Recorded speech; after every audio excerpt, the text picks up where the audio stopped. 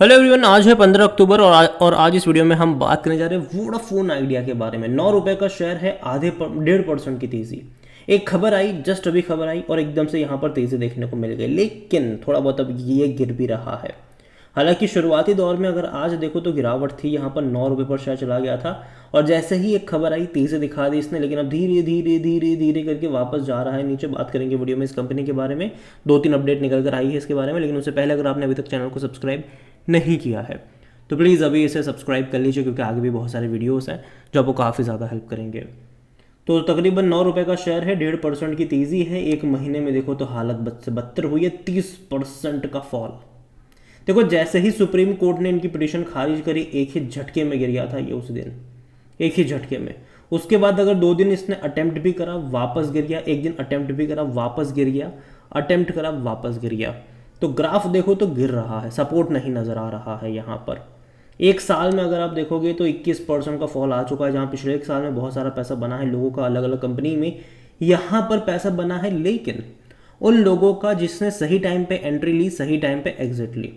देखिए तेज़ी आई थी, गिरावट आई यहाँ पर, ठीक है। एक बड़ी रफ्तार यहाँ पर तब हमें देखने को मिली थी जब इन्होंने एफपीओ के ज़रिए पैसा रेज करा था, जब इलेक्शन से पहले अब मतलब चर्चाएँ थी कि कहीं ना कहीं जो टैरिफ है वो बढ़ने वाले हैं, तेज़ी आई थी। सुप्रीम कोर्ट में इन्होंने पिटीशन दाखिल करी हुई थी उस टाइम पर अपने एज या ड्यूज़ के रिकैलकुलेशन को लेकर। प्रमोटर भी पैसा इन्फ्यूज़ करने वाले थे, बैंक से भी पैसा आने वाला था, ये सारी खबरें थी। एकदम से भाग के चला गया और जिस दिन यहाँ पर टैरिफ रेज हो गया उस दिन से प्रॉफिट टेकिंग जो शुरू हुई है। संभल रहा था ये 15 रुपये के आसपास संभल रहा था, लेकिन जैसे ही सुप्रीम कोर्ट ने भैया पिटीशन खारिज करी उसके बाद जो फॉल आया है, पत्तों की तरह बिखरा है ये शेयर। और कहीं ना कहीं देखो मुझे लगता है कि एक सपोर्ट यहाँ पर इसको मिलना चाहिए, क्योंकि 6 रुपये का लेवल है वो एक स्ट्रॉन्ग सपोर्ट के तौर पर काम जरूर कर रहा है। एटलीस्ट मुझे लगता है कि 7 और 8 रुपये का लेवल है, यहाँ पर एक मौके बन सकते हैं। लेकिन उन्हीं के लिए जो लॉन्ग टर्म का सोचते हो, शॉर्ट टर्म में मुझे लगता है कि देखो थोड़ी बहुत पेन यहाँ पर अभी भी रहेंगे। जहाँ तक आज की बात है तो यहाँ पर वोडाफोन आइडियाज़ फंडरेज जो कुमार मंगलम बिरला है, जो अभी करता धरता है इनके, हालांकि ये मतलब रिज़ाइन कर चुके थे, ठीक है, बाद में इनको दोबारा लाया गया है। यहाँ पर उनका ये कहना है कि जो फंड रेज हुआ है उन्होंने उनसे एटलीस्ट इनको एक किक स्टार्ट मिला है, इनका कैपेक्स साइकिल फिर से ट्रेंड पर ऑन ट्रैक आ चुका है, ये उन्होंने कहा है। उन्होंने ये भी कहा है कि जो एफपीओ है was the largest of its kind of the India and we have receive bids worth more than 90,000 crore. क्योंकि देखो एफपीओ में काफ़ी लोगों ने सब्सक्राइब करा था, 90,000 करोड़ की बिड्स आई थी इनके पास, 18,000 करोड़ का इनका एफपीओ था। And the fund raise Birla side the enabled companies kick start its capex cycle. Vodafone Idea has already announced its first phase of capex deal worth $3.6 billion with the 3 global partners Nokia, Ericsson and Samsung के साथ इन्होंने already उसको लेकर announcement भी कर दी है। और उनका ये भी कहना है कि with continue support from the government I am confident that we will do our part to realise the prime minister digital India destiny. देखो गवर्नमेंट से सपोर्ट मिलेगा ऐसी उनकी उम्मीदें हैं अभी भी, और अगर मान लीजिए कि इनको सपोर्ट मिलता है गवर्नमेंट की तरफ से तो खेल पलटेगा।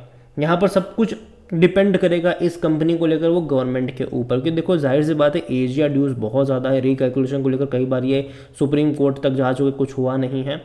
अब देखते हैं क्या होगा यहाँ पर आने वाले टाइम में। अभी के लिए अगर आप देखोगे तो दिक्कतें इनकी ख़त्म नहीं हुई है, क्योंकि आप ये सोचो कि भैया अभी जो गिरावट चल रही थी, ठीक है, उसको लेकर भी यहाँ पर एक वजह ये भी थी कि भैया सुप्रीम कोर्ट ने तो पिटीशन खारिज करी, वो तो थी ही थी।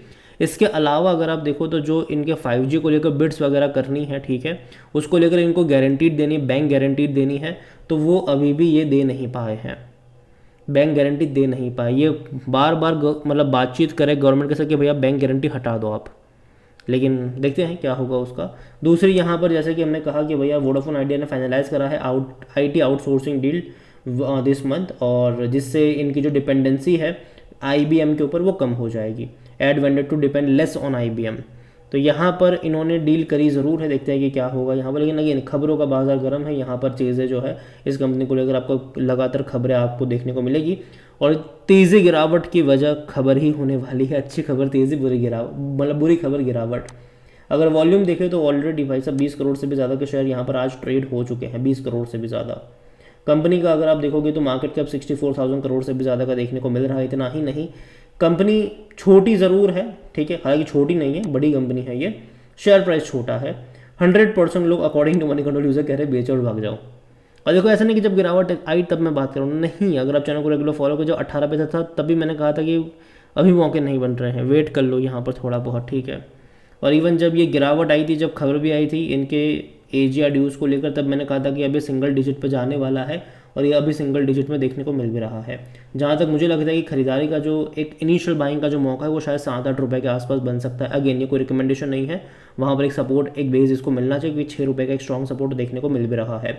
कंपनी अगर आप देखोगे तो देखिए नंबर्स कुछ खास अच्छे नहीं हैं, क्वार्टरली नंबर्स भी देखोगे तो कुछ खास अच्छे नहीं आए हैं इनके, एवरेज में कहूँगा यहाँ पर कुछ खास अच्छे नंबर्स नहीं आए हैं कंपनी के।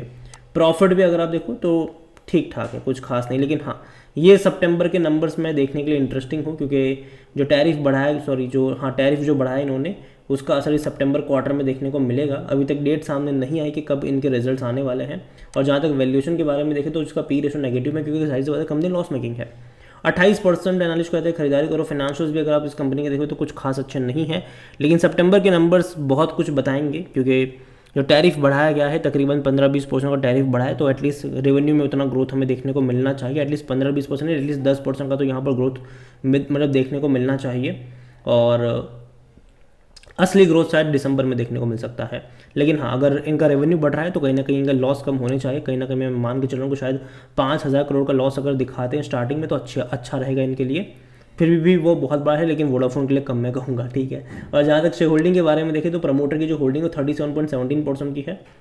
प्रमोटर यहाँ पर 2 लोग हैं, आदित्य बिरला ग्रुप है और वोडाफोन ग्रुप है। यहाँ पर 6.12% म्यूचुअल फंड के पास है, 0.86% जो है वो डोमेस्टिक के पास है, 12.77 एफआईएस लेकर बैठे हैं।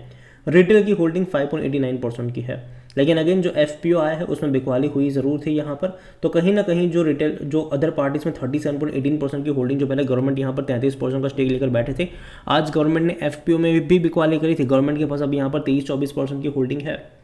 तो ये कहना कि भैया गवर्नमेंट ने भी एफपीओ में बिकवाली करी हुई थी, प्रॉफिट टेकिंग थोड़ा बहुत गवर्नमेंट ने भी लिया हुआ है यहाँ पर। और आगे देखो एजीआर ड्यूज का हर साल 5,000 करोड़ रुपये चुकाने हैं इनको, ठीक है।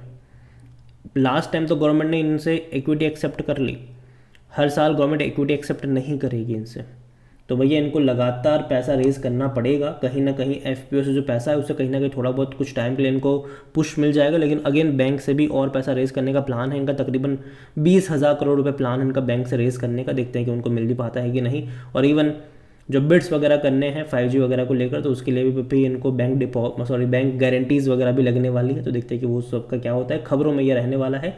और आज अगर हम देखें तो एक तेज़ी आई, लेकिन फिर से अगर आप देखो तो गिर गया है यहाँ पर। तो कहीं ना कहीं दूर बैठा अभी तमाशा देखो जब तक ये स्टेबल नहीं हो जाता, क्योंकि ग्राफ अगर आप देख रहे हो तो लगातार नीचे की तरफ जा रहा है, सपोर्ट कहीं ना कहीं किसी लेवल पे बन नहीं रहा है। और यही वजह है कि मैं कहूँगा कि दूर बैठो तमाशा देखो। अगर ये जाता है 6 रुपये 8 रुपये के आसपास, तब जाकर शायद आपको यहाँ पर रिस्क लेना चाहिए, वो भी उन्हीं के लिए उतना ही अमाउंट जितना आप गंवाने के लिए तैयार हो, ठीक है। एक हैवी अमाउंट इन्वेस्ट करके मत बैठ जाना यहाँ पर। अगेन ये मेरा पर्सनल ओपिनियन है, कोई भी इन्वेस्टमेंट एडवाइस नहीं। वीडियो को यहीं पे एंड करता हूँ। पसंद हो तो लाइक करें, शेयर करें। चैनल पर अगर पहली बार है तो प्लीज सब्सक्राइब करें। वोडाफोन आइडिया के बारे में क्या सोचते हैं वो भी आप मुझे कमेंट में लिख के बता सकते हैं। Thank you.